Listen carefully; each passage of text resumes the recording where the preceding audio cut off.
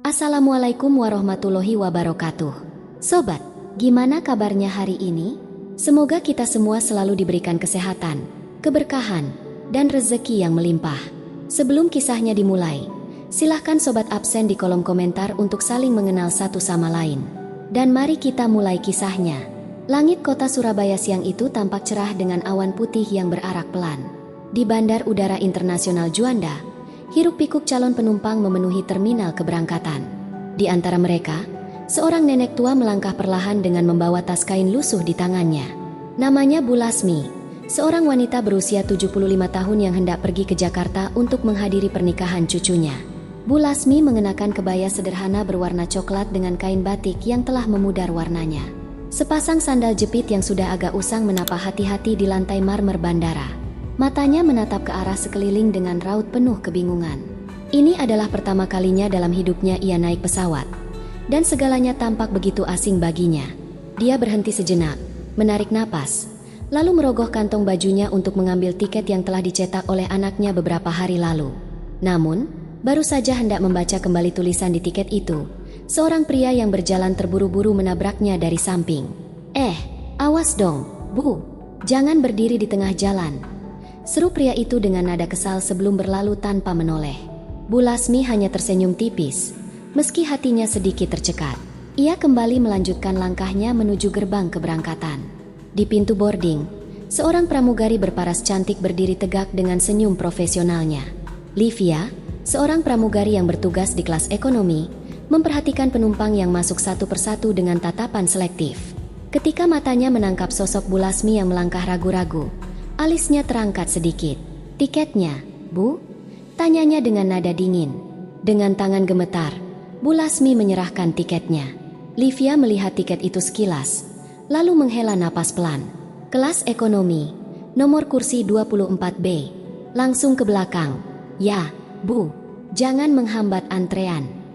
Bu Lasmi mengangguk pelan dan mulai melangkah masuk ke dalam pesawat. Namun, langkahnya tertahan saat melihat lorong kabin yang sempit dengan bangku-bangku berjajar rapi di kedua sisi. Ia melirik ke kanan dan kiri, mencari nomor kursinya dengan mata yang mulai rabun karena usia. Beberapa penumpang di belakangnya mulai menggerutu karena ia bergerak terlalu lambat. "Aduh, lama banget sih, Bu." Suara seorang pria terdengar kesal. "Ya ampun, ini nenek nggak ngerti cara naik pesawat atau gimana?" bisik seorang wanita muda kepada temannya sambil menahan tawa. Livia, yang memperhatikan dari depan, menghela napas keras dan berjalan mendekat dengan ekspresi tidak sabar. Dengan nada yang dibuat lebih keras dari yang seharusnya, ia berkata, "Seharusnya orang sepertimu tidak naik pesawat. Kamu tahu cara duduk atau harus diajari dulu?" Beberapa penumpang yang mendengar perkataan itu hanya saling pandang dan menahan tawa kecil. Tidak ada yang membela, tidak ada yang menghentikan. Bu Lasmi menunduk, merasa wajahnya memanas. Bibirnya bergetar, tetapi ia tidak mengatakan apapun. Ia hanya ingin duduk dan segera sampai ke tujuan. Dengan tangan yang masih gemetar, ia melanjutkan langkahnya, mencari kursi 24B. Pesawat Garuda Indonesia dengan tujuan Bandara Soekarno-Hatta, Jakarta, sudah mulai dipenuhi oleh para penumpang. Deretan bangku kelas ekonomi berwarna biru terlihat rapi. Namun udara di dalam kabin terasa penuh dengan kesibukan para penumpang yang masih berusaha menata barang-barang mereka. Bu Lasmi, yang akhirnya menemukan nomor kursinya, berdiri di samping bangku 24B dengan tangan gemetar. Matanya yang mulai rabun mencoba memastikan nomor tempat duduknya benar. Dengan hati-hati, ia mengangkat tas kecil kain lusuhnya ke atas kepala, berusaha memasukkannya ke dalam bagasi kabin. Namun, tangannya lemah. Tas itu hampir saja jatuh menimpa seorang pria yang duduk di kursi dekat lorong. "Aduh, hati-hati, Bu," keluh pria itu, menarik bahunya ke belakang agar tidak tertimpa. Bu Lasmi terkejut dan buru-buru mencoba mengangkat tasnya lebih tinggi. Tapi sebelum ia berhasil, seseorang dengan kasar merampas tas itu dari tangannya dan melemparkannya ke pangkuannya. Livia, pramugari yang tadi menyambut penumpang di depan pintu, kini berdiri di hadapannya dengan ekspresi kesal. "Tas seperti ini pasti bau. Jangan sampai mengotori kabin pesawat yang mewah ini," kata Livia sinis, lalu menyilangkan tangan di dadanya. Bu Lasmi membeku sejenak. Kata-kata itu terdengar begitu menyakitkan. Namun ia hanya mengangguk pelan. Dengan tangan gemetar, ia kembali meremas tas kecilnya dan memeluknya erat-erat di pangkuannya. Beberapa penumpang yang melihat kejadian itu saling melempar tatapan, namun tak ada yang berbicara. Sebagian besar hanya sibuk dengan urusan masing-masing, seakan kejadian tadi bukan hal yang perlu diperhatikan. Di sisi lain, seorang pria muda berusia sekitar 28 tahun yang duduk di kursi 24A, Arman, memperhatikan kejadian itu dengan dahi berkerut. Ia mengenakan kemeja abu-abu dan celana panjang kain. Matanya menatap tajam ke arah Livia, namun ia belum berbicara. Livia mendengus kecil dan berbalik, berjalan dengan langkah angkuh ke bagian depan kabin. Bu Lasmi menarik napas dalam-dalam dan perlahan duduk di kursinya, merasa tubuhnya mulai lemas. Pikirannya dipenuhi pertanyaan, mengapa orang-orang memperlakukannya seperti ini? Seorang pramugari lain, Sari, yang berdiri tak jauh dari sana tampak ragu. Ia melihat Livia yang berlalu, lalu melirik Bu Lasmi dengan sedikit rasa iba. Dengan langkah pelan, Sari mendekat dan berbisik lembut. "Maaf, Bu, kalau butuh bantuan, bisa panggil saya," ucapnya lirih. Namun, sebelum Bu Lasmi bisa menjawab, Livia yang masih mengawasi dari depan segera melotot tajam ke arah Sari. "Tidak perlu, orang miskin seperti ini harus tahu diri," suara Livia terdengar tajam. Sari terdiam seketika. Ia menundukkan kepala dan perlahan mundur tanpa bisa berkata apa-apa lagi. Bu Lasmi menunduk, menggenggam erat tasnya. Matanya terasa panas, namun ia menahan air mata yang ingin jatuh. Di kursi seberang, Arman yang sejak tadi diam, mengepalkan tangannya di atas pahanya. Tatapannya tajam ke arah Livia, wajahnya penuh ketidaksukaan. Namun, tak ada satu kata pun keluar dari mulutnya. Pesawat Garuda Indonesia G315 yang berangkat dari Bandara Internasional Juanda, Surabaya, menuju Bandara Soekarno-Hatta, Jakarta, melaju stabil di udara. Para penumpang mulai tenang di kursi masing-masing setelah take off. Lampu sabuk pengaman telah dipadamkan, menandakan para pramugari bisa mulai melayani kebutuhan penumpang. Di kursi 24B, Bu Lasmi duduk diam sambil meremas tas kain lusuhnya.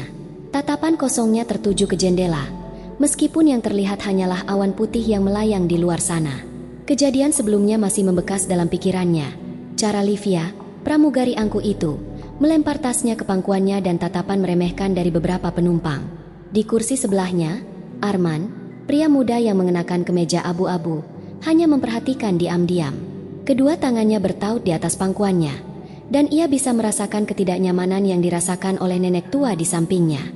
Beberapa menit berlalu, suara roda troli yang didorong oleh para pramugari mulai terdengar, menandakan bahwa makanan akan segera dibagikan kepada para penumpang. Livia berada di barisan depan, mendorong troli dengan angkuh. Ekspresinya profesional ketika ia melayani penumpang di barisan depan. Tetapi begitu ia tiba di dekat barisan 24, sorot matanya kembali menunjukkan rasa tidak suka. "Silakan, Bu," suara Sari, pramugari lain yang lebih ramah, terdengar ketika ia memberikan nampan makanan kepada penumpang di baris depan Bu Lasmi. Saat troli akhirnya sampai di barisan Bu Lasmi, Sari hendak mengambil satu nampan makanan untuk diberikan kepada nenek itu. Tetapi Livia segera mengulurkan tangan dan menghentikannya. Dengan senyum tipis penuh ejekan, Livia sendiri yang mengambil nampan makanan itu. Ia menatap Bu Lasmi dengan tatapan meremehkan. Lalu dengan gerakan yang disengaja, ia menjatuhkan nampan makanan ke pangkuan nenek tua itu. Bunyi benturan terdengar jelas saat makanan dalam nampan tumpah. Sup panas mengenai kain batik yang dikenakan Bu Lasmi, dan sisa lauk tercecer di pangkuannya. Seisi kabin mendadak hening. Beberapa penumpang di sekitar menoleh. Beberapa dari mereka bahkan menahan tawa. Seorang pria muda di kursi belakang menutup mulutnya, jelas berusaha menahan diri agar tidak tertawa terbahak-bahak. Livia memasang ekspresi berpura-pura terkejut. "Oh, maaf ya, saya lupa kalau tanganmu pasti terlalu lemah untuk makan dengan benar," ucapnya dengan nada yang terdengar hampir mengejek. Bu Lasmi terdiam. Tangannya gemetar saat mencoba membersihkan sisa makanan dari pakaiannya. Tetapi kain batiknya sudah ternoda oleh sup yang kini mulai terasa dingin. Arman, yang duduk di sebelahnya, menatap kejadian itu dengan rahang mengatup rapat. Matanya tajam, nyaris menusuk ke arah Livia, tetapi ia tetap diam. Livia hanya tersenyum tipis, lalu tanpa rasa bersalah, ia mengangkat bahu dan berkata, "Saya akan ambilkan serbet, tapi sayang, stoknya sudah hampir habis. Jadi tolong bersihkan sendiri, ya." Penumpang lain masih menyaksikan kejadian itu, tetapi tak seorang pun yang berbicara atau membela. Bu Lasmi, dengan wajah penuh rasa malu, hanya bisa menundukkan kepala. Tangan tuanya masih berusaha menyeka sup dari pangkuannya dengan tisu yang tersisa di atas nampan. Arman menarik napas dalam-dalam. Matanya masih terpaku pada Livia yang kini berbalik dengan santai, seolah tak terjadi apa-apa. Ia mengepalkan tangannya erat-erat. Di dalam kabin pesawat Garuda Indonesia G315, suasana mulai mereda setelah kejadian memalukan yang menimpa Bu Lasmi. Beberapa penumpang masih melirik ke arahnya, tetapi tidak ada yang menawarkan bantuan. Arman, pria yang duduk di sebelahnya, tetap diam meski raut wajahnya menunjukkan ketidaksukaan. Bu Lasmi berusaha menenangkan diri. Tangannya masih sedikit gemetar saat mencoba menghapus sisa makanan yang mengenai kain batiknya. Sementara itu, Livia, pramugari yang sejak awal bersikap angkuh dan kasar kepadanya, melenggang santai menuju bagian depan kabin dengan wajah puas. Namun, situasi mendadak berubah ketika seorang pramugari lain, Sari, berjalan cepat ke arah Livia dengan ekspresi cemas. "Kak, aku baru dapat info dari kapten ini soal Bu Lasmi," bisiknya dengan nada panik. Livia mengerutkan dahi. "Hah? Info apa?" tanyanya dengan nada malas, tidak peduli. Sari menelan ludah, lalu berbisik lebih pelan agar tak terdengar oleh penumpang lain. "Bu Lasmi itu, dia ibu dari Pak Fadli." Warna wajah Livia langsung berubah drastis. Jantungnya berdegup kencang, dan matanya membelalak. "Apa? Pak Fadli, CEO maskapai kita?" Suaranya hampir bergetar. Sari mengangguk cepat. "Aku dengar langsung dari kapten. Katanya, Pak Fadli yang memesan tiket ini sendiri. Beliau ingin ibunya mendapat pengalaman naik pesawat komersial tanpa perlakuan istimewa. Kak, kita harus segera minta maaf." Livia merasakan keringat dingin mengalir di pelipisnya. Tangannya yang tadi penuh percaya diri kini bergetar. Ia menoleh ke arah tempat duduk Bu Lasmi, yang masih berusaha membersihkan pakaiannya dengan wajah tertunduk.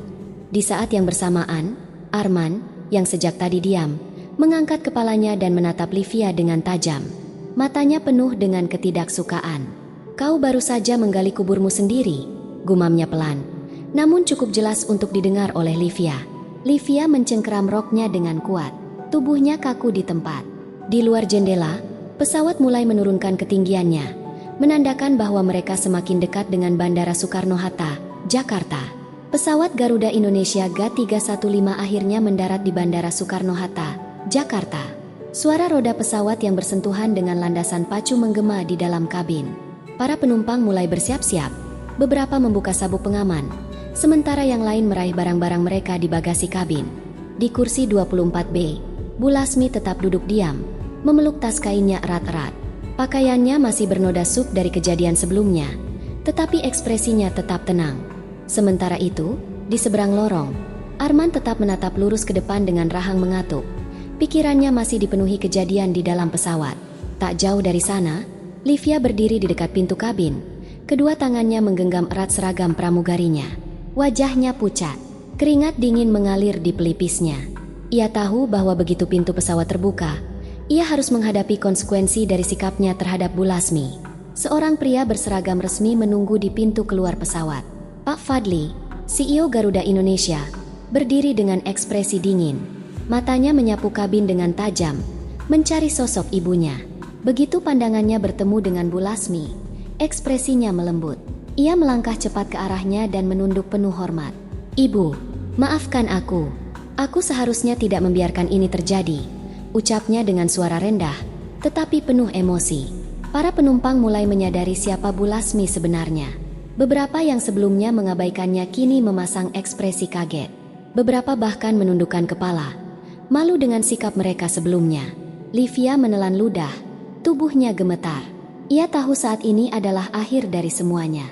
Pak Fadli berdiri tegak dan menoleh ke arah Livia. "Kau dipecat. Efektif saat ini juga," katanya dengan suara dingin dan tanpa emosi. Livia terdiam, kakinya melemas, dan untuk pertama kalinya, keangkuhannya benar-benar hancur. Bandara Soekarno-Hatta, Jakarta. Sore itu dipenuhi kesibukan biasa. Deretan penumpang berjalan di sepanjang lorong kedatangan. Suara koper bergesekan dengan lantai, dan pengumuman penerbangan terdengar di seluruh terminal. Namun, di antara hiruk-pikuk tersebut, suasana di ruang tunggu maskapai Garuda Indonesia terasa jauh lebih tegang. Livia, pramugari yang hingga beberapa jam lalu masih bertugas dengan penuh arogansi, kini berdiri di sudut ruangan dengan wajah pucat. Tubuhnya gemetar, Keringat dingin mengalir di pelipisnya. Pandangannya terpaku pada layar ponselnya yang dipenuhi ratusan notifikasi. Video kejadian di dalam pesawat tadi telah tersebar luas di media sosial. Tagar pramugari arogan, hina orang tua, dan Garuda harus bertindak mulai menduduki puncak trending. Netizen ramai-ramai mengutuknya, menyebarkan rekaman yang diambil penumpang, memperlihatkan dengan jelas bagaimana Livia menghina seorang nenek tua di depan publik. Sementara itu, di sisi lain ruangan, Pak Fadli, CEO Garuda Indonesia, duduk dengan ekspresi dingin. Ia baru saja selesai berbicara dengan beberapa petinggi maskapai. Keputusan telah diambil. Seorang staf maskapai menghampiri Livia dan menyodorkan selembar surat resmi. Tangan Livia gemetar saat menerimanya. Ia menatap surat itu dengan mata membesar. Pemutusan hubungan kerja. Suaranya hampir tak terdengar saat membaca tulisan di bagian atas dokumen. Jantungnya serasa berhenti. Ia mengangkat kepala, berharap ada pembelaan, tetapi tidak ada satupun dari rekan-rekan kerjanya yang berani menatapnya. Semuanya hanya diam, membiarkan keputusan itu terlaksana tanpa ada sanggahan. Di sudut ruangan, Sari, pramugari lain yang sebelumnya sempat mencoba membantu Bu Lasmi, hanya bisa menunduk. Ia merasa kasihan, tetapi di sisi lain, ia tahu bahwa ini adalah hukuman yang pantas. Arman, pria yang sejak awal menyaksikan perlakuan Livia terhadap Bu Lasmi, berdiri bersedekap di dekat pintu dengan ekspresi dingin. Tatapannya penuh ketidaksukaan. Orang yang merendahkan orang lain tidak pantas ada di industri ini, katanya tanpa ekspresi, suaranya datar tetapi tajam. Livia membuka mulutnya, ingin membela diri, tetapi tidak ada satupun kata yang keluar. Ia tahu, semuanya sudah terlambat. Tangannya mengepal kuat di sisi tubuhnya. Perlahan, ia meraih ponselnya kembali, menatap layar yang masih dipenuhi hujatan dan pesan penuh kebencian. Karir yang ia bangun bertahun-tahun hancur dalam hitungan jam. Tangan Livia bergetar saat ia menekan tombol di layar, mencoba membuka akun media sosialnya, tetapi semuanya telah dibanjiri komentar pedas. Beberapa orang yang mengenalnya mulai meninggalkan komentar. Mantan rekan kerja, teman sekolah, bahkan kenalan lama. Ternyata memang begini kelakuan aslimu. Karma datang lebih cepat dari yang kau kira. Semoga kau belajar dari ini, kalau kau masih bisa berpikir. Ia merasakan kepalanya pening. Dunia terasa berputar. Livia menundukkan kepala, menggigit bibir bawahnya. Tangannya mengepal erat, kukunya menancap ke telapak tangan, berusaha menahan emosi yang bercampur antara marah, takut, dan frustasi. Di luar ruang tunggu, langkah kaki terdengar semakin jauh. Para penumpang yang baru tiba di Jakarta melanjutkan perjalanan mereka. Seakan kejadian ini tak pernah ada. Livia tetap berdiri di tempatnya, masih mencengkram surat pemecatan dengan tangan gemetar. Sore itu, langit di Kampung Pelem, Yogyakarta, tampak tenang dengan awan-awan tipis bergelayut di ufuk barat. Suasana desa yang sejuk dan damai menyambut kedatangan Bu Lasmi, yang baru saja turun dari mobil travel setelah perjalanannya dari Jakarta. Dengan langkah perlahan, ia berjalan menyusuri jalan kecil berbatu menuju rumahnya. Sebuah rumah joglo sederhana dengan cat putih yang mulai memudar.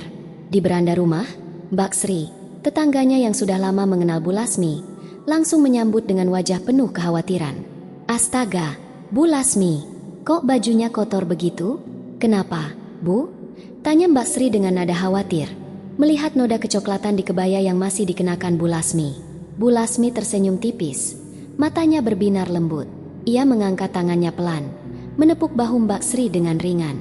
Tidak apa-apa, Mbak Sri, hanya sedikit kejadian di perjalanan, jawabnya singkat, tanpa ada sedikit pun keluhan dalam suaranya. Dari dalam rumah, suara Dina, cucunya yang masih berusia 10 tahun, terdengar berlarian keluar. Gadis kecil itu langsung berhambur ke pelukan neneknya begitu melihat sosoknya berdiri di halaman.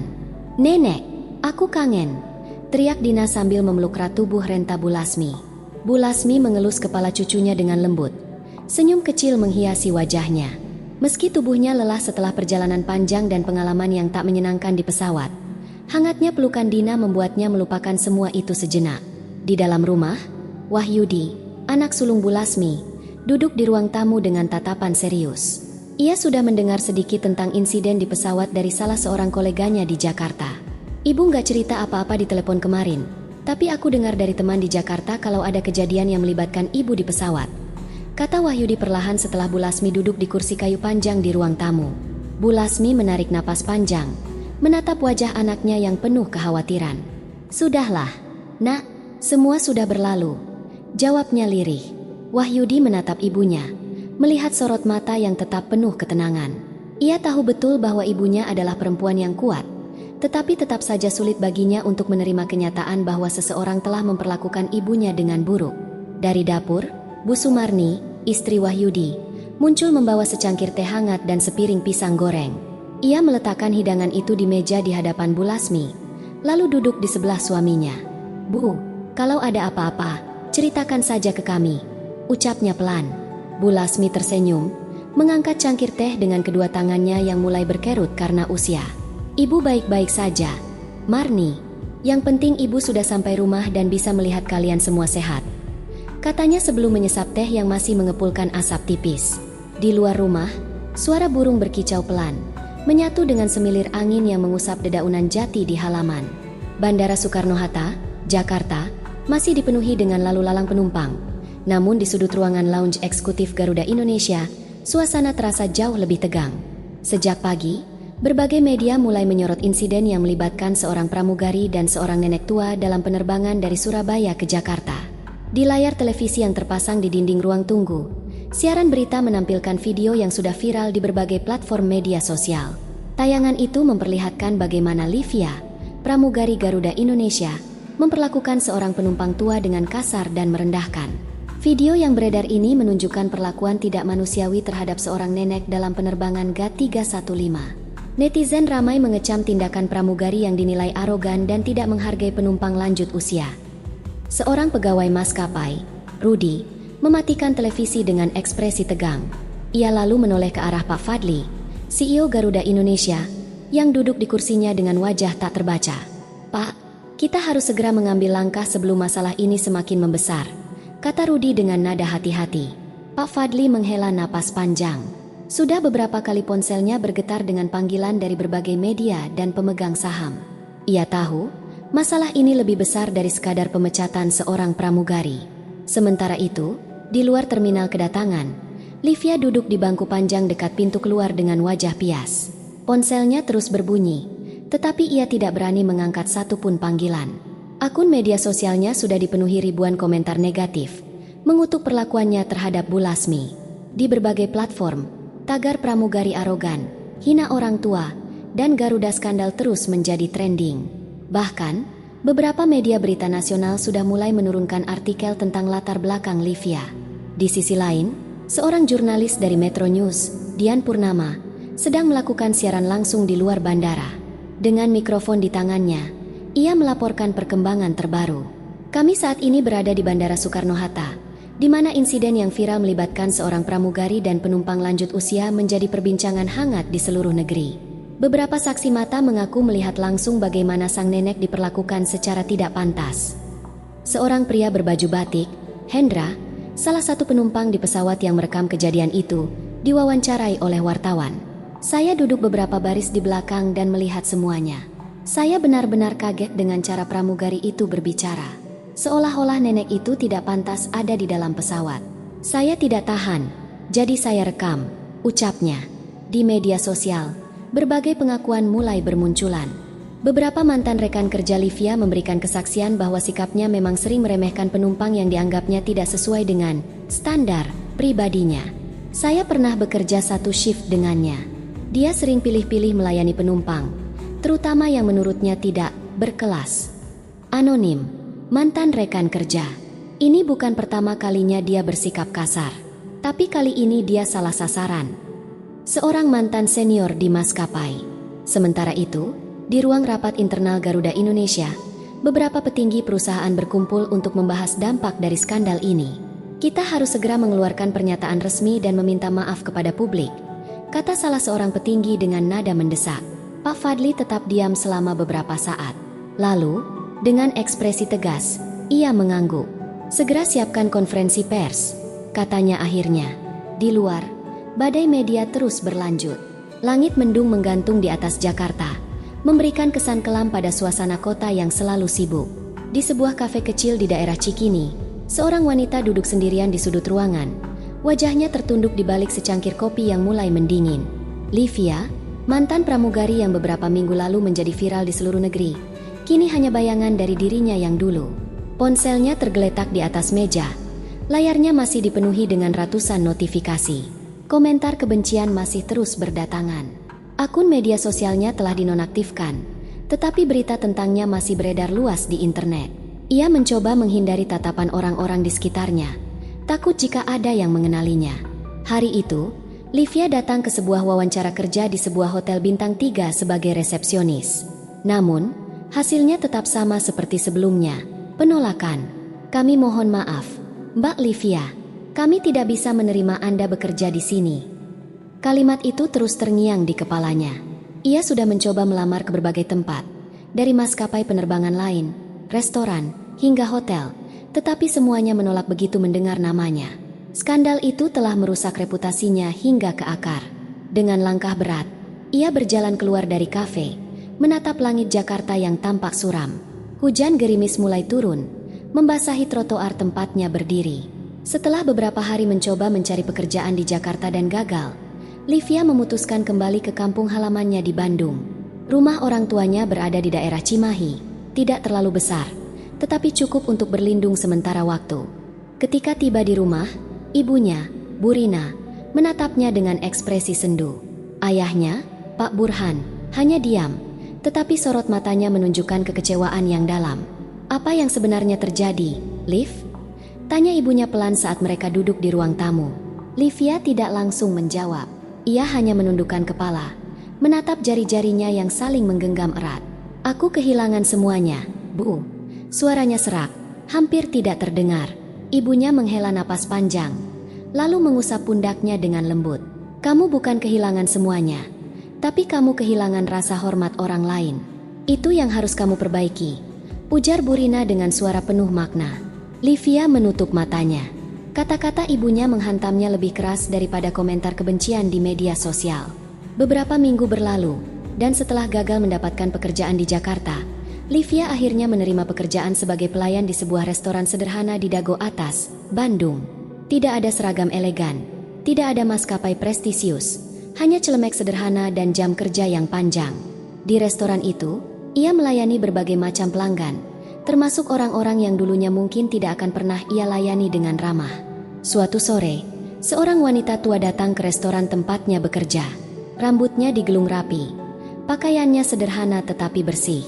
Livia menghampiri meja itu dengan langkah sedikit ragu. "Selamat datang, Bu. Mau pesan apa?" Suaranya lebih lembut dari biasanya. Wanita tua itu tersenyum hangat sebelum menatapnya dengan sorot mata yang terasa familiar. Livia merasakan dadanya mencelos. Tangannya sedikit gemetar saat mencatat pesanan, tetapi ia tetap berdiri tegak di tempatnya. Wanita tua itu tidak mengatakan apa-apa lagi, hanya tersenyum kecil sambil menyesap tehnya. Di luar, hujan kembali turun, membasahi jalanan kota Bandung yang dingin. Di pagi yang sejuk di Kampung Pelem, Yogyakarta, embun masih menggantung di ujung daun jati yang tumbuh di pekarangan rumah Bu Lasmi. Angin semilir berembus pelan, membawa aroma tanah basah yang khas setelah hujan semalam. Di beranda rumah joglo sederhana itu, Bu Lasmi duduk di kursi kayu tua, tangannya yang keriput menggenggam secangkir teh hangat. Matanya menatap hamparan sawah yang menghijau di kejauhan, menikmati kedamaian yang telah lama ia rindukan. Dari dalam rumah, suara riang cucunya, Dina, terdengar mengobrol dengan ibunya, Bu Sumarni, yang sedang menyiapkan sarapan di dapur. Tak lama kemudian, pintu berderit pelan, dan Arman muncul, mengenakan kemeja santai dengan lengan tergulung. Ia membawa selembar koran yang baru saja diambilnya dari warung dekat rumah. "Nenek sudah sarapan?" tanya Arman sambil duduk di bangku kecil di samping Bu Lasmi. Bu Lasmi menggeleng kecil, lalu tersenyum. "Teh hangat ini sudah cukup," jawabnya lembut. Arman membuka lembaran koran dan meletakkannya di meja kayu. Di salah satu halaman utama, terdapat artikel tentang perbaikan kebijakan pelayanan pelanggan di Garuda Indonesia. Setelah kejadian kemarin, maskapai melakukan evaluasi besar-besaran. "Nek," ucap Arman, mengusap dagunya. Bu Lasmi melirik sekilas koran itu, tetapi tidak menunjukkan ketertarikan lebih. Baginya, semua sudah berlalu. Ia hanya ingin menikmati sisa hidupnya dengan damai, tanpa mengingat kembali perlakuan buruk yang pernah ia alami. Di halaman rumah, suara Dina terdengar lagi. Kali ini berlari mendekati neneknya sambil membawa seikat bunga liar yang baru ia petik dari tepi jalan. "Nenek, ini buat nenek," katanya riang, menyodorkan bunga itu ke pangkuan Bu Lasmi. Bu Lasmi tersenyum hangat, menerima bunga itu dengan hati-hati. Tangannya yang renta mengusap kepala Dina dengan penuh kasih. Dari kejauhan, suara burung-burung kembali berkicau, bersahutan di antara pepohonan jati yang melambai pelan diterpa angin.